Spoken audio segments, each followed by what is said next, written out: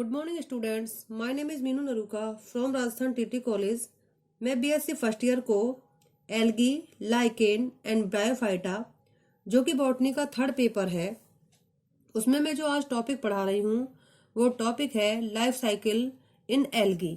ठीक है कि एल्गी में किस किस प्रकार की लाइफ साइकिल पाई जाती है, जिसमें हमने एक टाइप पढ़ लिया है कि लाइफ साइकिल जो पाई जाती है वह एगुणित प्रकार की पाई जाती है, मतलब हैप्लॉन्टिक प्रकार की भी पाई जाती है। केवल हमने इतना पढ़ा कि इसमें जो एक टाइप है वो हैप्लॉन्टिक प्रकार का पाया जाता है, लेकिन इसके अलावा भी जो हैप्लॉन्टिक प्रकार का जो लाइफ साइकिल है वो दो प्रकार की हो सकती है। पहली है समजालिक सहवालों में एगुणित जीवन चक्र और दूसरी है विषमजालिक सहवालों में एगुणित जीवन चक्र।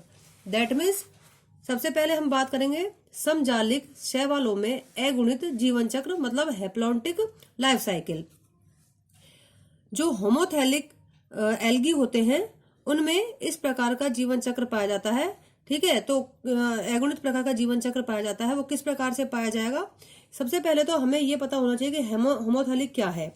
होमोथैलिक का मतलब ये है कि एक ही थैलस पर एक ही जो थैलस होगा उस पर युग्मकों का निर्माण होगा। ठीक है, जैसे एक ही थैलस है और उस थैलस पर ही मतलब युग्मकों का निर्माण होगा। जबकि हेट्रोथैलिक का मतलब ये है, हेट्रोथैलिक का मतलब क्या होगा कि युग्मकों के संलयन के लिए अलग अलग थैलस का होना जरूरी है। जबकि यहाँ पर समजालिक, इसके नाम से ही पता चलता है, समजालिक मतलब एक ही थैलस पर गैमेट्स का निर्माण होगा। विषमजालिक का मतलब युग्मकों के संलयन के लिए अलग अलग थैलस का होना जरूरी है। ठीक है, तो यहाँ पर हम बात करेंगे समजालिक सहवालों में हैप्लॉन्टिक लाइफ साइकिल। ठीक है, तो इसमें लाइफ साइकिल किस प्रकार की होगी? सबसे पहले हम डायग्राम में देखेंगे कि सबसे ये है गैमेटोफाइट। ठीक है, गैमेटोफाइट जो है उसमें युग्मक धानियों का निर्माण होता है। दैट मीन्स युग्मक धानियां उन्हें कहते हैं जिसमें कि युग्मकों का निर्माण होता है। तो गैमेटोफाइट में सबसे पहले गैमेटेंजिया मतलब युग्मक धानी का निर्माण होगा और उसमें नर युग्मक और मादा युग्मक का निर्माण होगा। लेकिन यहाँ पर थैलस कैसा है? एक ही थैलस है। ठीक है, एक ही थैलस होगा और उस एक ही थैलस पर नर युग्मक और मादा युग्मकों का निर्माण होगा। और नर युग्मक और मादा युग्मक का निर्माण किसमें होगा? स्पोरोंजिया में, सॉरी गैमेटेंजिया में होगा। ठीक है, मतलब यहाँ पर मेल गैमेट और फीमेल गैमेट का जो निर्माण होगा एक ही थैलस पर विकसित होने वाली गैमेटेंजिया में होगा। ठीक है, अब इसके बाद यहाँ पर युग्मकों का निर्माण जो हो जाता है वो युग्मक कैसे होंगे? हैप्लॉइड प्रकार के होंगे। अब इनमें संलयन की क्रिया होगी, दोनों युग्मकों का संलयन होगा। ठीक है, संलयन जब हो जाएगा उसके बाद जायगोट अवस्था बनेगी। जायगोट अवस्था होगी मतलब स्पोरोफाइट। यहाँ पर हम ये भी कह सकते हैं कि केवल जायगोट बनेगा, या फिर हम यहाँ पर यह भी कह सकते हैं, वैसे तो यहाँ पर बीजाणुद्भिद अवस्था है, जो स्पोरोफाइट अवस्था है वह नहीं के बराबर है, लेकिन फिर भी अगर हम यह भी कह सकते हैं कि जो स्पोरोफाइट अवस्था है वो केवल जायगोट में ही दिखाई देती है, तो जायगोट बन जाएगा। अब इस जायगोट में मियोसिस की क्रिया होगी। मियोसिस की क्रिया होने के बाद स्पोर बनेंगे, मियोस्पोर बनेंगे। ठीक है, तो जो मियोस्पोर बनेंगे वो कैसे होंगे? हैप्लॉइड प्रकार के होंगे। अब ये मियोस्पोर जर्मिनेट होकर फिर से गैमेटोफाइट प्लांट का निर्माण करेंगे। तो यहाँ पर हमने देखा कि जो समजालिक सहवाल जो होते हैं, मतलब होमोथैलिक जो एल्गी होते हैं, उसमें एक ही थैलस है और एक ही थैलस पर गैमेटेंजिया का निर्माण होगा। दैट मीन्स फीमेल गैमेटेंजिया और मेल गैमेटेंजिया का निर्माण होगा। ठीक है, उसके बाद उसमें नर युग्मकों और मादा युग्मकों का निर्माण होगा। ठीक है, बीजाणुधानियों का निर्माण होगा और उसके बाद यहाँ पर युग्मकों का निर्माण हो जाएगा। यहाँ पर लेकिन हमें बस केवल याद इतना रखना है कि थैलस केवल एक ही है। ठीक है, तो इस प्रकार से इस प्रकार के जीवन चक्र में भी हमने देखा कि यहाँ पर भी एन है, यहाँ भी एन है, और इसके बाद मियोसिस के बाद भी एन अवस्था देखने को मिलती है, मतलब हैप्लॉइड स्टेज इसमें अधिक समय तक देखने को मिलती है और डिप्लॉइड स्टेज केवल जायगोट में देखने को मिलती है। तो इस प्रकार से जो होमोथैलिक एल्गी जो होते हैं उनमें इस प्रकार का अगुणित जीवन चक्र पाया जाता है, मतलब हैप्लॉन्टिक लाइफ साइकिल पाई जाती है। ठीक है, इसी प्रकार अगर हम देखते हैं कि विषमजालिक शैवालों में अगुणित जीवन चक्र, दैट मीन्स हेट्रोथैलिक जो एल्गी होते हैं उसमें हैप्लॉन्टिक लाइफ साइकिल किस प्रकार से पाई जाती है। जैसे कि मैंने अभी आपसे कहा कि यहां पर क्या है, मादा युग्मकोद्भिद और नर युग्मकोद्भिद, दैट मीन्स मेल गैमेटोफाइट भी अलग है और फीमेल गैमेटोफाइट भी अलग है। कहने का मतलब ये है कि विषमजालिक जो शैवाल होते हैं या हेट्रोथैलिक जो एल्गी होते हैं उनमें गैमेटेंजियम का निर्माण करने के लिए, मतलब बीजाणुधानी जिसे हम गैमेटेंजियम कहते हैं, उनका निर्माण करने के लिए अलग अलग थैलस की आवश्यकता होगी। जैसे जो फीमेल गैमेटोफाइट होगा उस पे फीमेल गैमेटेंजिया बनेंगी और मेल गैमेटोफाइट होगा उसमें मेल गैमेटेंजियम का निर्माण होगा, ठीक है। और उसमें उसके बाद जो नर युग्मक धानी जो होगी उसमें नर युग्मक का निर्माण होगा और मादा युग्मक धानी जो होगी उसमें मादा युग्मक का निर्माण होगा, ठीक है। तो इस प्रकार से हमने यहाँ पर देखा कि ये दोनों थैलस अलग अलग होंगे और इन थैलस के अलग अलग ही रिप्रोडक्टिव ऑर्गन जो है उनका निर्माण होगा। उसके बाद यहाँ पर मेल गैमेट और फीमेल गैमेट्स का निर्माण हो जाएगा, जो कि हम जैसे कि मैंने अभी आपको बताया अलग अलग थैलस पर रिप्रोडक्टिव ऑर्गन में होगा, ठीक है। अब इसके बाद मेल और फीमेल गैमेट जो होंगे वो संलयित हो जाएंगे, दैट मीन्स निषेचन की क्रिया हो जाएगी और उसके बाद जायगोट बन जाएगा। जायगोट में अब मियोसिस की क्रिया होगी, दैट मीन्स अर्धसूत्री विभाजन होगा और उसके बाद मियोस्पोर बनेंगे, ठीक है। ये बनने वाले जो मियोस्पोर होंगे वो इस प्रकार से होंगे, मतलब अलग अलग प्रकार से होंगे, ठीक है। अब ये अंकुरित होकर अलग अलग प्रकार से, मतलब ये मेल स्पोर होंगे, फीमेल स्पोर होंगे और जो मेल स्पोर होंगे वो अंकुरित होकर नर युग्मकोद्भिद का निर्माण करेंगे और फीमेल स्पोर होंगे वो मादा युग्मकोद्भिद का निर्माण करेंगे, दैट मीन्स फीमेल गैमेटोफाइट का निर्माण करेंगे। अब यहाँ पर भी हमने देखा कि केवल थैलस अलग अलग है, बाकी जो प्रोसेस है वो बिल्कुल एक जैसा ही है, ठीक है। तो यहाँ पर क्या देखना है कि यहाँ पर भी जो हैप्लॉइड जो स्टेज है वो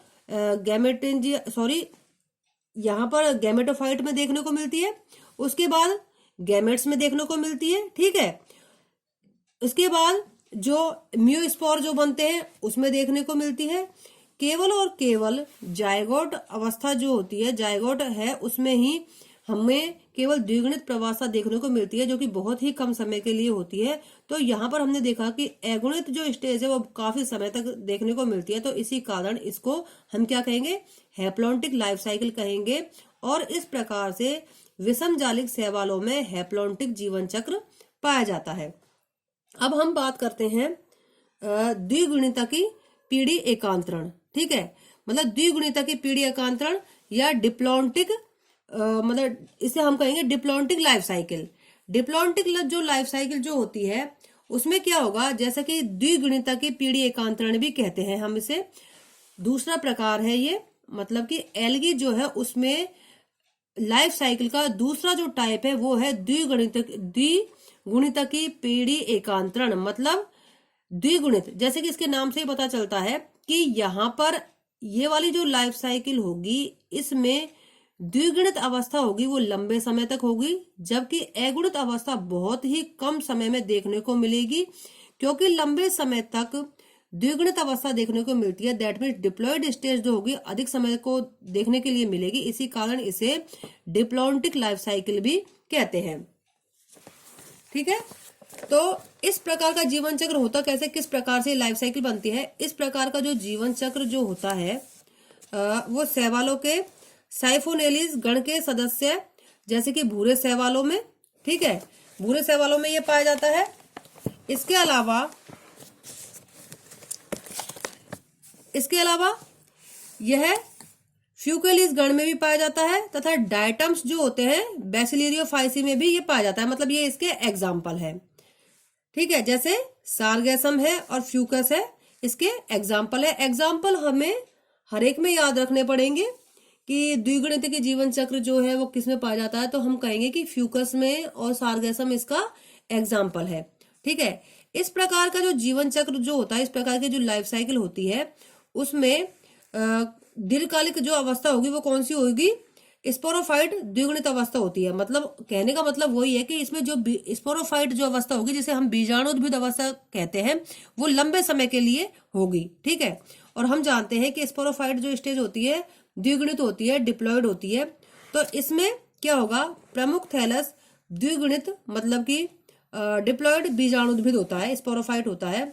अब इसमें क्या होगा, इसमें उत्पन्न होने वाले स्त्री और नर जननांग, that means female reproductive organ और मेल रिप्रोडक्टिव ऑर्गन भी कैसे बनेंगे, द्विगुणित बनेंगे, डिप्लॉयड बनेंगे।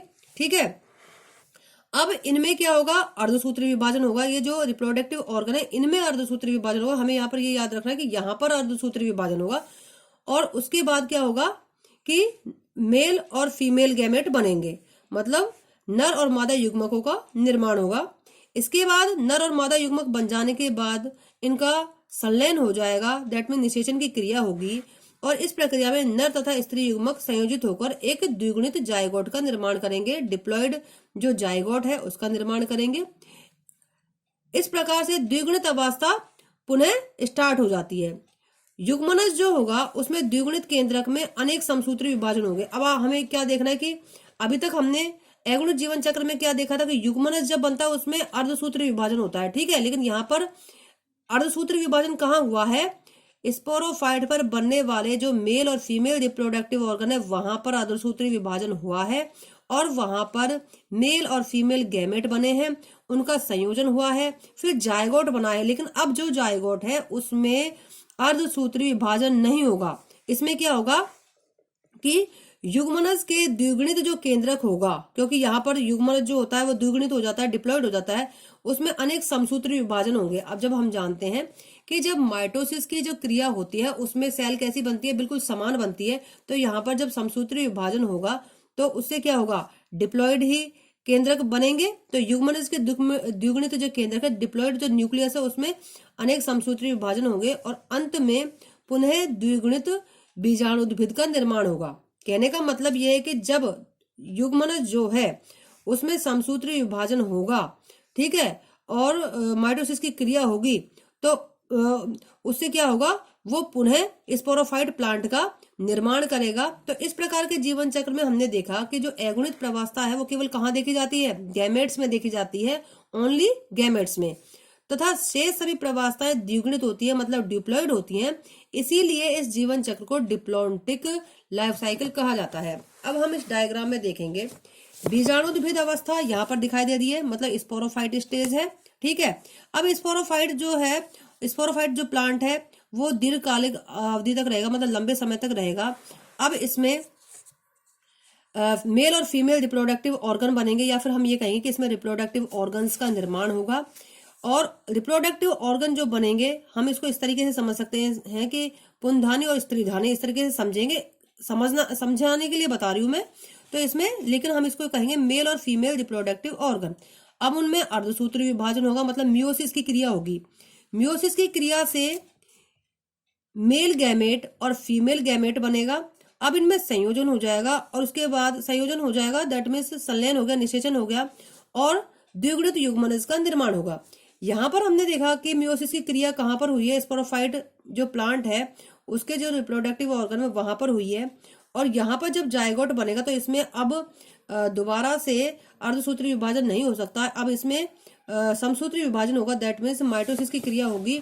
और माइटोसिस की क्रिया से जो भी स्पोर बनेंगे तो उससे क्या होगा, बीजाणुद्भिद का निर्माण होगा। और किस प्रकार का बनेगा, वो द्विगुणित बनेगा। अब इस डायग्राम में हम देखते हैं कि यहाँ पर 2n स्टेज देखने को मिलती है, यहाँ 2n स्टेज देखने को मिलती है, और यहाँ पर केवल और केवल यहाँ पर युग्मकों का जो निर्माण होता है वहां पर केवल एगुणित अवस्था देखने को मिलती है। तो यहाँ पर पूरी लाइफ साइकिल में 2n स्टेज है जो अधिक समय तक देखने को मिलती है। इसी कारण इस प्रकार की जो लाइफ साइकिल होती है इसे हम द्विगुणित जीवन चक्र कहेंगे, या फिर हम इसे डिप्लॉन्टिक लाइफ साइकिल कहते हैं।